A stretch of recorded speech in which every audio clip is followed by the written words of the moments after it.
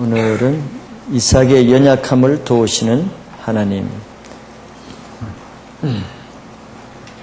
창세기 2권의 제목이 사람을 키우시는 하나님입니다. 그런 관점에서 하나님은 사람을 어떤 방법으로 키우시는가, 이거를 이런 관점에서 잘 보시면은 오늘날 하나님이 우리를 어떤 방법으로 다루시고 우리도 어떻게 키워나가시는가를 보고 신앙의 의문이나 갈등이나 쓸데없는 오해나 원망이나 불평이나 이런 것이 많이 없어집니다. 즉 신앙생활에 중요한 것은 하나님을 알아가는 것입니다. 근데 하나님은 성경을 통해서 하나님의 성품이 어떤가를 다 알려주고 계시는 거예요. 그래서 지식으로 공부하는 것은 의미가 없는 것입니다. 그래서 우리 하나님을 알기 위해서 공부한 것을 영어로 받아서 그걸 소감을 쓰게 하고, 또 성경 공부를 끝나고 우리가 왜 하나님의 성품을 선포하고 찬양하게 합니까? 가장 중요한 것은 오늘 배운 성경 내용이 뭔가, 그 내용 파악해서 어디에 쓰려고 합니까? 그건 공무원 시험에도 안 나오는 것이고 대학 입시에도 안 나오는 것이죠. 그건 그렇게 의미가 없는 것입니다. 모든 것을 통해서 오늘 말씀을 통해서 하나님이 어떤 분인가, 즉 하나님의 성품이 어떤 분인가, 하나님의 성품이 어떤 분이기 때문에 우리를 어떻게 대하시고 어떻게 다루셔서 우리를 키워가시는가, 이거를 잘, 핵심 주제를 잘 파악하는 사람이 하나님 중심의 신앙이 되는 것입니다. 어떤 사람은 하나님은 온데간데 없고 성경 내용만 잘 알고 있는 사람이 있어요. 그거 어디다 갖다 쓰려고 그럽니까? 신앙의 주체가 하나님이신데, 하나님, 예수님은 성령님이신데, 늘 주객이 바뀌면 안 되는 것입니다. 왜 이런 성경 공부를 하고 왜 우리가 성경을 배우는가, 목적이 분명하기 위해서 이렇게 소감도 쓰게 하고 훈련을 목적하는, 왜 하나님이 훈련하시는 하나님입니다. 그렇기 때문에 훈련을 싫어하는 사람은 신앙하기가 쉽지가 않죠. 그래서 모든 관점을 하나님이 무슨 뜻으로 나에게 이렇게 하시는가, 하나님이 왜 나에게 이런 또 어려움을 주시는가, 이런 것들은 다 하나님의 성품을 알 때 이 문제가 해결되지, 하나님의 성품을 모르면 오해를 하게 되잖아요. 하나님이 나를 미워하셔서 그럴까, 나를 사랑하지 않으셔서 그럴까, 나는 버린 사람인가. 하나님의 성품을 잘 모르면 자꾸 오해해서 신앙에 시험이 듭니다. 사단이 그걸 이용해서 두르잖아요. 하와에게 그렇게 두른 것입니다. 하나님이 너를 사랑하지 않아서 그 선악과를 따먹으면 눈이 밝아 하나님과 같이 될까봐 따먹지 말라 하는 것이다. 하나님의 성품을 오해하게 만드는 거죠. 그래서 사단의 시험에 드는 것입니다. 그래서 큰 제목은 하나님이 만드신 세상이고, 그 하나님 만드신 세상 2부는 사람을 키우시는 하나님. 그러면 사람을 어떤 방법으로 키우시는가, 우리가 원하는 방법으로만 또 하지 않는단 말이죠. 그래서 여러분들 성경 공부 지식에 매달리지 마세요. 본문 파악에 너무 매달리지 마시고, 성경 본문에 어떤 지식이 있는가 여기에 너무 매달리지 마시고, 주제가 하나님입니다. 오늘 배우는데 하나님이 어떤 분인가를 잘 배워서 나중에 그 하나님의 성품을 선포할 때 한 번도 선포 안 해본 사람들은 좀 선포해 보시기 바랍니다. 그런 사람만 사실 성경 공부를 해야 되는 거예요. 신앙을 실제로 해야지 자꾸 지식으로 이렇게 하면은 유익이 안 되는 것입니다. 그래서 적극적으로 다른 사람을 사랑하시는 그 하나님은 나도 사랑하시는 동일한 하나님입니다. 그래서 오늘 여러분들이 다 그 좋으신 하나님을 만나는 그런 성경 공부 시간이 되기를 바랍니다. 자, 오늘 이번 소제목은 이삭의 연약함을 도우시는 또 하나님에 대해서 보고자 합니다. 오늘 내용은 간단합니다. 자, 1번부터 보면은 이삭에게 어떤 어려움이 있었으며 그가 이 문제를 어떻게 해결하려고 했습니까? 1절, 2절에서 보면은 먼저 이삭에게 어떤 어려움이 있었죠? 예. 이삭은 한번 큰 어려움을 한번 겪었죠. 그것이 뭐냐면은 20년 동안 자식이 없는 그 큰 어려움을 겪었습니다. 20년의 훈련을 겪었단 말이에요. 그러면 이제 훈련 안 받아도 될 만하잖아요. 20년 동안 기도 훈련을, 극심한 훈련을 받았던 거예요. 그런데 하나님의 뜻은 그게 아니죠. 또 자식이 없는 것은 그 아브라함의 가계의 가장 중요한 문제죠. 자식 문제는. 또 그것 못지않게 중요한 문제는 우리 생계 문제입니다. 여러분들이 아직 생계 문제 봉착해보지 않으면 그것이 얼마나 심각한 문제인가를 잘 모르지만 당장 먹고 사는 문제가 어려워 봐봐요. 굶을 지경이 되고 가족이 죽일 지경이 돼보세요. 그 생계 문제가 보통 큰 문제가 아닌 것입니다. 근데 하나님은 또 두 번째 훈련도 굉장히 심각한 문제를 가지고 죽고 사느냐, 굶어 죽느냐 사느냐 하는 생계 문제를 가지고 지금 훈련을 하십니다. 한 번 훈련이 끝났다고 해서 그 한 번 훈련으로 평생 내가 훈련이 면제되는 것은 아니죠. 우리 인격은 그렇게 한 번에 다 인격이 온전해지지 않기 때문에 그렇습니다. 사람에게 가장 약한 것은 바로 육신에 속한 부분입니다. 질병도 그렇고 생계 문제도 그렇고 하나님은 우리의 그 약한 점을 이용해서 우리를 훈련시키는 도구로 쓰이는 것이에요. 여러분들에게 보세요. 여러분들이 어떤 훈련을 합니까? 자기 약점을 통해서 훈련합니다. 이사야의 두 번째 문제는 바로 생계 문제를 통해서 또 한 번 훈련이라는 것은 이삭의 중심을 테스트하는 것입니다. 자, 그 문제 앞에서 두 번째, 이삭이 어떤 방법으로 해결하려고 하죠?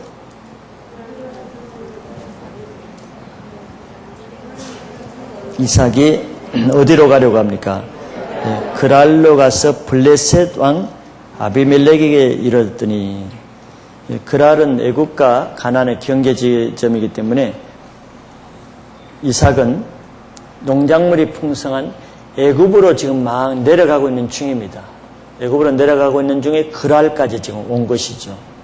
애굽은 나일강의 그 치수의 업적으로 인해서 거의 기근이 없이 농작물이 풍성한 그런, 애굽은 그 당시에 오늘날 미국보다도 더 강대국이고 부유한 나라였습니다. 그래서 글로 이민을 가는 것이죠. 그래서 아브라함 때도 똑같이 아브라함이 흉년을 들었을 때 그런 방법을 했는데 그 아들 이삭도 같은 방법으로 그걸 반복하는 것입니다. 사람들이 어떤 문제가 생기면 우리는 생각 없이 편리 위주로 손쉬운 방법으로 그것을 해결하려고 하는 것이 하나의 습성이죠. 웬만한 신앙 인격이 아니면은 그냥 임기응변적으로 이렇게 처리하려고 합니다. 그것이 이삭에게도 나오는 것이죠. 손쉽고 편한 방법으로 해결하고자 하는 것이죠. 그러나 하나님은 하나님이 주신 시험을 받을 때 그것에서 하나님의 말씀을 지키면서 행하는가 아니면 자기 생각으로 행하는가 주로 그것을 보십니다. 우리가 하나님 말씀대로 순종할 수 있는 형편이나 그런 상황이 된다면야 그건 무슨 시험거리가 되겠습니까? 시험거리가 안 되죠. 그러나 하나님이 시험을 주시는 것은 도저히 그런 상황에서는 하나님의 말씀을 순종하기가 매우 어려운 그런 것을 통해서 주로 시험을 하시죠. 그때 극한 사건을 만났을 때 신앙의 중심이 나타나는 것입니다. 여러분들도 환경이 좋을 때야 누가 신앙 열심히 안 하고 뭐 새벽 기도도 심지어하고 셀 예배 잘 드리지만 그런 신앙 가지고는 그 사람이 신앙 좋다고 볼 수 없죠. 그 사람의 신앙이 진짜 속 중심의 신앙은 어떤 어려운 사건을 딱 만났을 때 그 사람이 어떤 태도를 보이느냐 그때 나타나는 것입니다. 그 전까지는 그거는 신뢰할 수가 없는 거예요. 그것이 하나님의 방법입니다.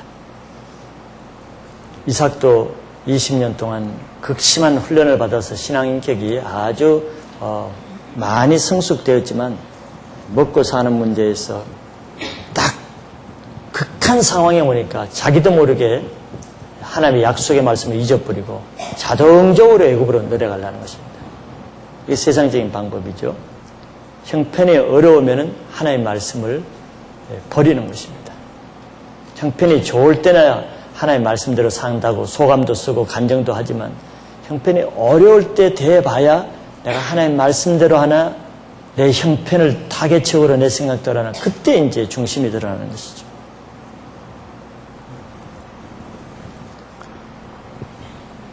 누가복음 5장에서 예를 들어서 예수님이 베드로를 시험하기 위해서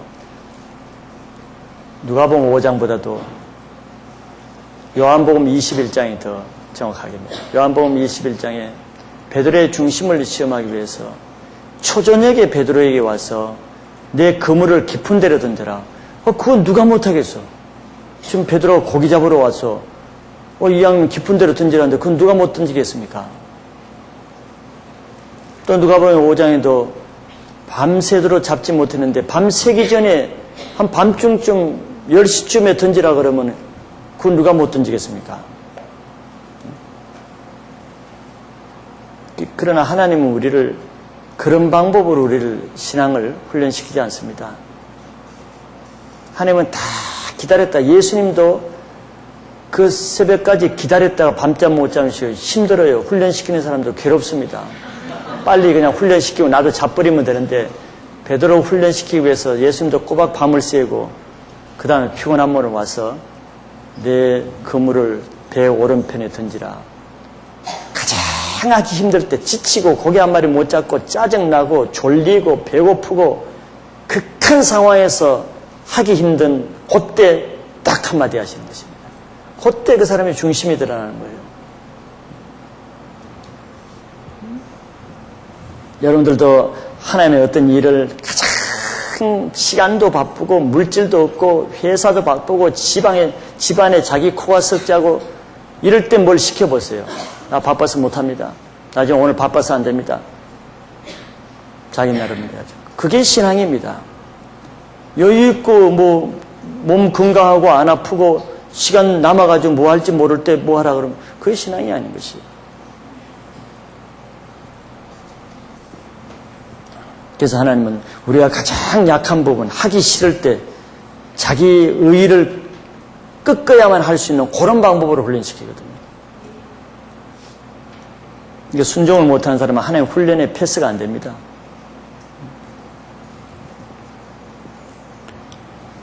자, 2번 문제로 넘어갑니다.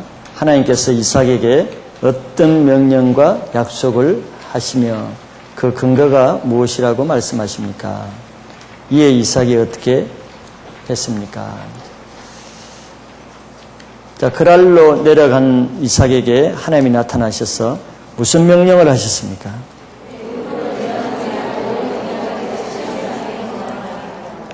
애굽으로 내려가지 말고 내가 내게 지시하는 땅에 가라 그랬습니다.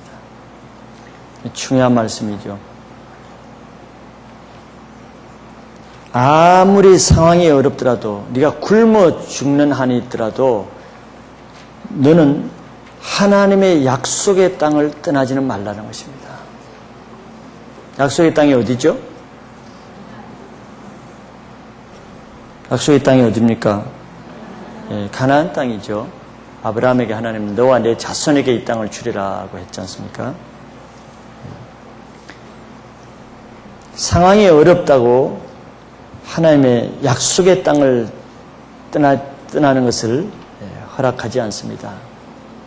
인간적으로 보면 어렵죠. 그러니까 사람이 불평합니다. 아니 그럼 여기서 기근이 나서 굶어 죽는데 굶어 죽으란 말입니까?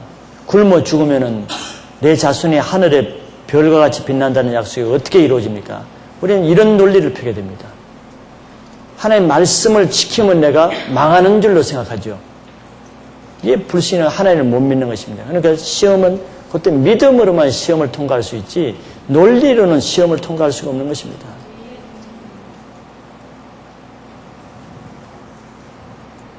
어떤 사람은 수련회를 가기 위해서 잘 나가던 직장도 휴가가 안 되는 것에 대해서 포기하고 던지고 갑니다.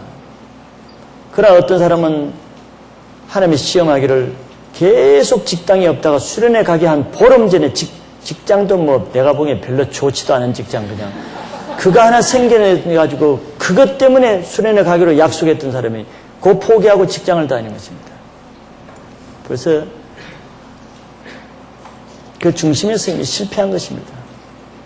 한번 그렇게 실패해 놓으면 그 다음에는 신앙 회복하기가 쉽지가 않아요.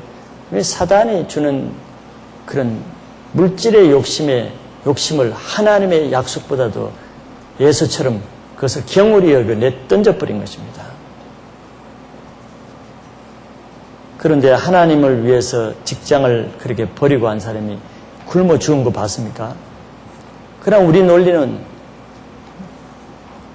그렇지 않죠. 그렇게 하면 내가 죽을 것 같고 하나님 말씀 때문에 내가 망할 것 같습니다. 하나님 말씀대로 다 살다가 내가 살아남지 못하지. 이런 아주 악한 생각을 합니다. 그런 생각을 하면 신앙을 가질 수가 없어요. 신앙을 가지면 내가 망해도 하나님이 나를 살려주실 거라는 이런 믿음이 있어야 신앙이 되는 것이지. 하나님 말씀대로 하면 내가 어떻게 사는가? 하나님 말씀대로 살면 내가 가정이 유지될까? 내가 앞으로 평생 이 세상 살아갈까? 자기 인생 하나도 책임지지 못할 그런 하나님을 믿는 자체가 그 사람이 신앙이 없다는 것입니다.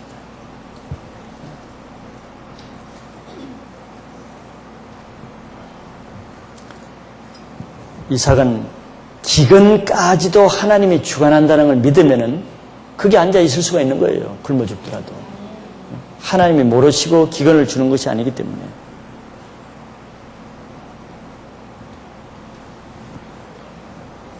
그래서 약속의 땅에 거하는 것을 이렇게 하나님의 말씀을 절대시 하는 가운데서 하나님의 기적을 체험할 수 있습니다.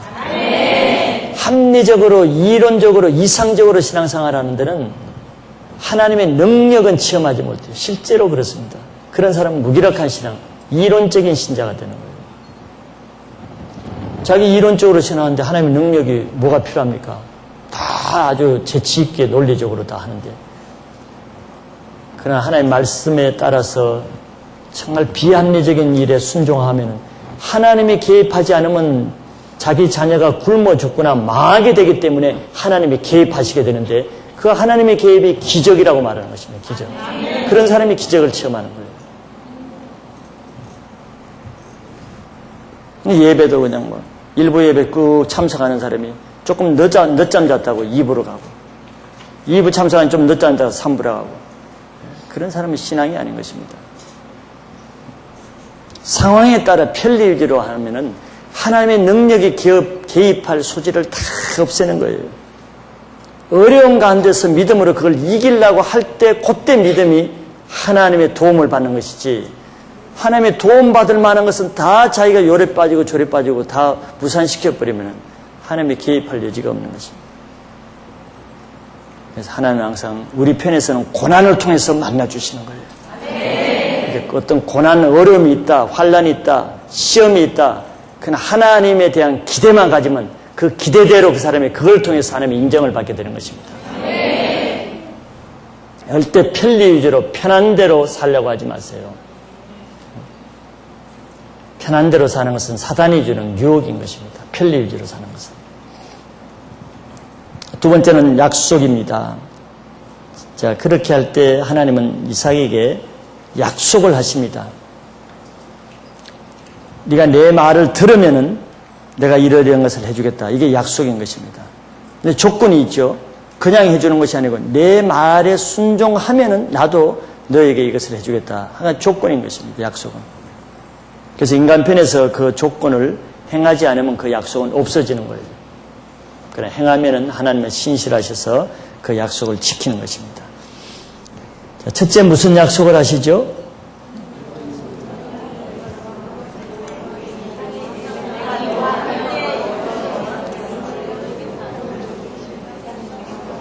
네, 첫째 약속은 3절에 보면은 내가 이 땅에 유하면은 내가 너와 함께 있겠다 그랬습니다. 하나님이 함께 하지 아니하고 애굽에 가서 잘 먹고 잘 사는 것이 무슨 의미가 있겠습니까? 하나님을 잃어버린 세상적인 부요가 무슨 의미가 있겠어요? 그러나 하나님은 네가 만약에 애굽에 내려가지 않고 내 말을 믿고 약속의 땅 가나안 땅에 그 아래 그대로 있으면은 내가 너와 함께 해주겠다는 것입니다. 하나님이 함께 하시는 것이 최고의 축복이죠. 아무리 가난한 땅이라 할지라도 하나님이 함께 하시면 그 땅이 부유한 땅이 될 거 아닙니까? 저는 항상 이것을 강조합니다. 젊은 청년들에게는 결혼을 내 마음대로 내가 좋아하는 사람과 하고 하나님이 함께하지 않는 그 결혼이 무슨 의미가 있겠느냐. 결혼은 내 뜻대로 하지만 그 이후에 그 결혼의 삶을 하나님이 함께하지 않고 인정하고 보장해 주지 않으면 그 결혼은 불행한 결혼이 되겠죠. 그러나 지금 보기에는 하나님의 말씀에 순종해서 믿음의 결혼을 하면서 내가 아픔과 자기 부인을 하고 하는 믿음을 통해서 하나님이 함께 해주면은 그 위에 그 사람의 인생 전체를 하나님이 보장해 주는 것입니다. 직장이나 사업도 똑같은 것입니다. 하나님 뜻과 관계없이 내가 원하는 대로 내 꾀대로 해가지고 하나님이 없이 그 인생 그렇게 하는 것이 무슨 의미가 있겠어요? 그러나 지금 보기에는 더딘 같고 손해보는 것 같아도 하나님이 하라는 대로 하면은 그 사업이나 그 직장은 하나님이 보장해 주는 것입니다. 항상 우리는 우리 일을 할 때 그런 관점에서 해야 되는 것입니다. 이게 하나님을 믿는 믿음이에요. 지금은 하나님 말씀대로 하면은 손해가 됩니다. 논리적으로 계산해 보면 더 손해고 더딥니다. 그러나 지금 현재 인간적으로 더 손해가 되더라도 하나님 말씀대로 하면은 하나님이 함께 해주십니다. 그러나 지금 눈에 보이는 조그만 유익이 하나님 말씀을 거스려서 세상적으로 타협해서 하면은 조금은 더 좋아 보입니다. 유익합니다, 당장은. 그러나 하나님이 함께하지 않으면 그것이 뭐가 의미가 어떻게 되겠습니까? 보장이 안 되는 것이에요. 그게 창세기 6장 말씀인 것입니다. 하나님의 아들들이 사람이 좋아하는 여자들과 딸들과 자기가 원하는 대로 결혼하면 좋을 것 같습니다. 그러나 하나님의 신은 영원히 함께 하지 않으면 그들은 다 멸망하는 것입니다. 인생의 주관자가 하나님이시지 내가 그렇게 한다고 꼭 그렇게 되는 것이 아닙니다. 사람이 마음으로 자기 길을 계획할지라도 그럼을 인도하시는 분은 하나님이라는 걸 꼭 염두에 두시면은 왜 우리가 지금은 이해가 안 되고 눈에 보이는 것이 없고 잡히는 것이 없어도 그럼에도 불구하고 왜 우리가 하나님 말씀에 순종해야 되냐면은 하나님이 우리 인생의 생사화복을 주관하시는 분이기 때문에 그렇다고 대답할 수 있습니다. 두 번째 하나님의 약속은 내게 복을 주겠다 그랬어요. 네가 내 말에 순종하면 내가 너의 인생을 축복해 주겠다는 것입니다. 하나님의 약속의 땅을 떠나면은 하나님의 복을 받을 수 없다는 것이죠. 그래서 믿음은 상황을 따라서 사는 것이 아니고 상황과 전혀 관계없이 하나님의 약속을 따라서 사는 것이 신앙인 것입니다. 세 번째 약속은 내와 내 자손에게 이 모든 땅을 주리라 하는 것입니다. 이것은 하나님이 이미 아브라함을 통해서 주실 약속을 재확인해 주시는 것입니다. 아무리 이미 약속이 주어졌더라도 우리 편에서 그 약속을 지키지 못하면 그 약속이 없어지는 것입니다. 그게 히브리서 4장 1절 2절 말씀이죠. 하나님이 약속했다면 자동적으로 내게 임하는 것이 아닙니다. 하나님이 조건을 주거든요. 내 말대로 순종하면은 그 약속을 이룬다고 하는 것입니다. 네 번째는 아브라함에게 맹세한 것을 이룰 것이다. 그 맹세한 것은 내 자손을 하늘의 별과 같이 번성케 하며 이 모든 땅을 내 자손에게 주리니 천하 만민이 너로 인해 복을 받으리라. 이 약속입니다. 이 말은 네가 내 말에 순종하면은 네가 이 땅에서 굶어 죽고 자손이 끊어질 일은 없다는 것입니다. 그래 안심하고 그 땅에 거하라는 것이죠. 세 번째, 그러면 그 근거를 하나님이 뭐라고 말씀하시냐면은 아브라함이 하나님의 말씀을 순종하고 그 명령과 계명과 윤리와 법들을 지켰기 때문에 내가 그 약속을 이행할 것이라는 것입니다.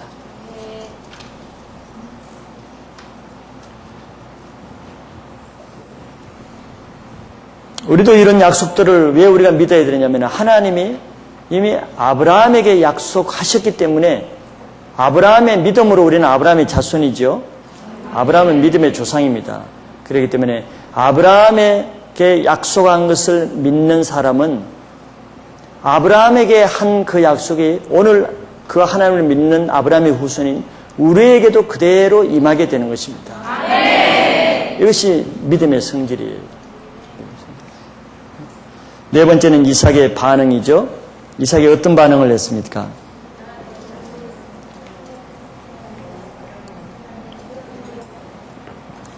하나님의 말씀에 순종했죠. 그래서 애굽으로 더 이상 내려가지 않고 그랄에 거했습니다. 하나님의 말씀에 순종하는 믿음이 가장 좋은 믿음이에요. 가장 바른 신앙은 뭔가? 하나님 말씀이 하라는 대로 하고 하지 말라는 것은 안 하는 것입니다. 신앙이 결코 어려운 게 아니에요. 내가 신앙 하나님 말씀대로 안 하려고 하기 때문에 신앙이 어려운 것입니다. 항상 제가 말씀드리죠. 신앙이 어렵다 하는 사람 실제로 뭐가 어려운가 보세요. 하나님 말씀대로 순종 안 하려는 그 자체가 굉장히 그 사람에게 어렵습니다. 그러나 신앙을 쉽게 능력 있게 하는 사람 보세요. 무슨 다른 힘이 있어요? 아니에요. 하나님 말씀대로 순종하려는 사람은 신앙이 쉬운 것입니다. 요한일서에 분명히 말하잖아요. 계명은 무거운 것이 아니라 그랬습니다. 계명을 안 지키려고 하는 불순종이 내 영혼을 무겁게 할 뿐이지 계명을 지키려고 하는 사람에게 계명이 굉장히 가벼운 것이에요. 이걸 사람들이 모르죠. 실제로 그렇잖아요. 실제로. 주님을 위해서 말씀대로 헌신하고 봉사하는 사람이 신앙이 어렵다고 합니까? 주일날도 하루 종일 새벽부터 와서 주일학교하고 섬기고 하는 사람이 힘들다고 합니까? 그렇지 않습니다. 예배만 살짝 왔다 가는 사람이 주일은 왜 이렇게 빨리 돌아오지? 주일 한 달에 한 번씩 돌아왔으면 좋겠다. 일주일에 한 번 1시간 들으는 것도 힘들어합니다. 주님을 안 섬기려니까 온몸이 천근만근이죠. 오늘 우리 등록하신 어떤 분은 전혀 신앙생활도 안 하고 그러신 분인데 이번에 자기 딸의 권유로 수련회를 와서 은혜를 많이 받았어요. 방언도 받고 전혀 교회를 안 다니신 분이 은혜를 많이 받으셨어요. 저기 멀리 경기도 저쪽에 부천 쪽에 사시는데 이번에 간증이 뭔 줄 압니까? 일주일이 7일이 왜 이렇게 긴지 모르겠다고. 주일이 기다려지는데 일주일이 왜 이렇게 길어가지고 자기는 그 부천에서 수요일 되면 셀 예배 하기 위해서 이쪽에 와가지고 여기 있다가 주일을 기다리는데 그렇게 주일이 빨리 안 온다는 거예요. 아주 애탄다는 거예요. 주일이 빨리 오면. 그렇게 좋고 재밌다. 신앙도 안 하신 분이. 이게 정상인 것입니다. 하나님 위해서 살려고 하면 힘들어요? 항상 즐겁고 기쁘고 재밌다는 것이에요. 신앙이 힘들다고 생각하는 사람은 다음 주에 그분을 만나서 비교를 하면 간정을 들어보세요.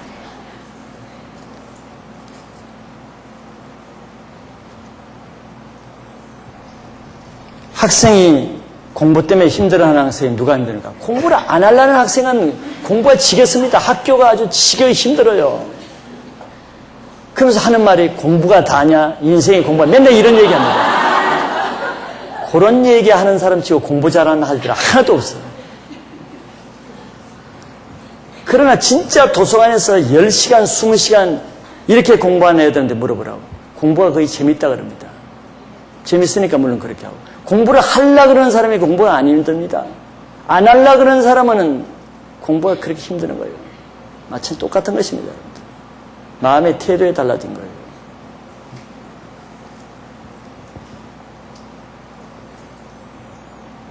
이삭을 보세요. 내려가지 말라니까 안 내려가니까 이삭의 마음이 어떻게 했어요? 편안했겠죠? 네? 편안했겠죠?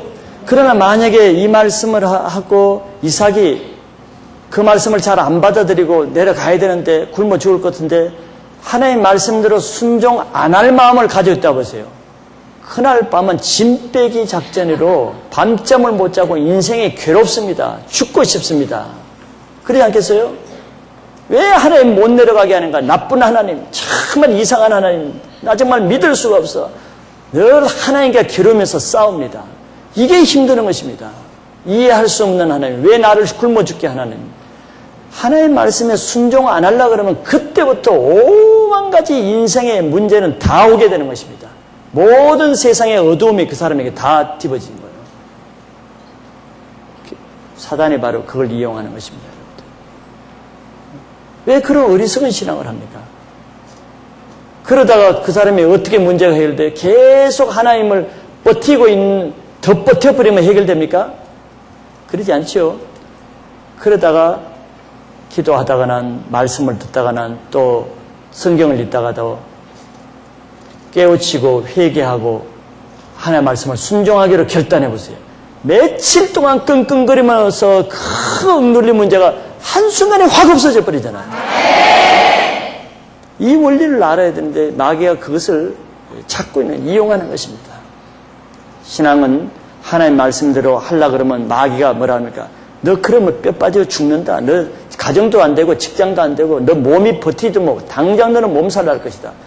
틀림없이 마귀는 그렇게 합니다. 그러니까 그 다음부터는 이제 신앙이 부담이 되고 겁나는 거예요. 해야 되는 줄 알면서 안 하려고 그러니까 그때부터 신앙은 이제 온갖 것으로 꼬이기 시작하는 것입니다. 그 문제 해결하는 방법은 하나님 말씀대로 하는 즉시 그 문제는 해결되는 것입니다. 이게 신앙의 원리입니다.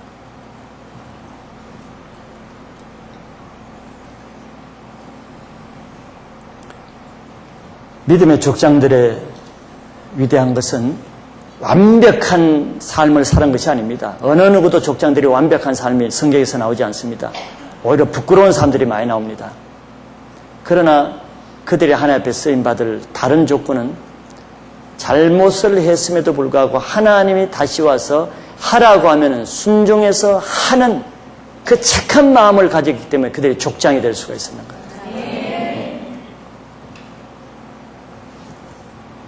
세 번째, 3번 문제. 그랄에서 이삭이 어떤 거짓말을 하게 되며 그로 인해 어떤 수치를 당하게 됩니까? 무슨 거짓말을 하죠? 아내를 자기 누이라고 속이죠. 왜냐하면 리브가가 너무 아름답기 때문에 그 아멜렉 사람들이 자기 아내를 취하기 위해서 자기를 죽일까 두려워해서 저 아브라함이 한 것과 똑같이 합니다. 그거 보고 배운 것이 그거밖에 없으니까.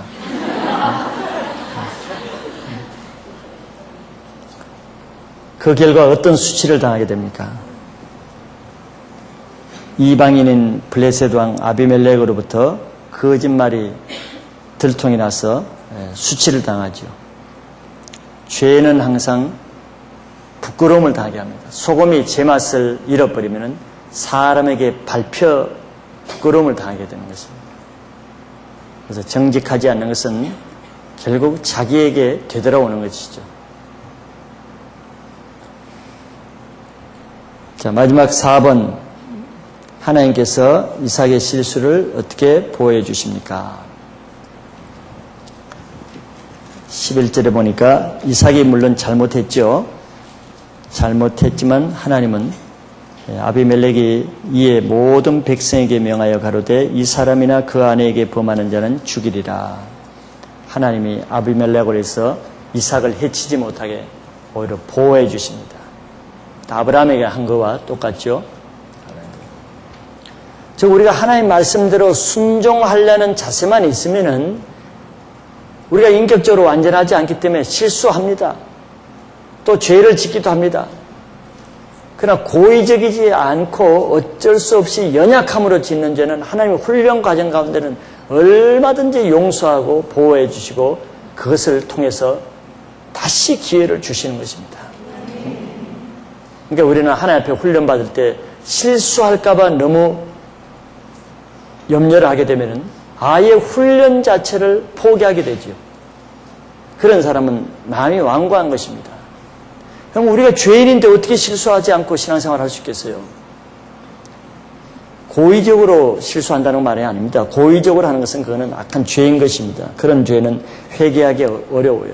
그러나 연약함으로 우리가 훈련받을 때 실수하는 것은 그것을 언제든지 돌이키고 회개하면 하나님이 그 실수는 다 용서해 주시는 것입니다. 5번 문제는 적용 문제니까 여러분들이 해보시기 바랍니다. 어려운 위기가 주어질 때 그 문제를 어떤 방법으로 해결해야 되는가? 하나님 말씀대로 하는 것이 최고의 해결 방법이라는 것이 정답일 것입니다.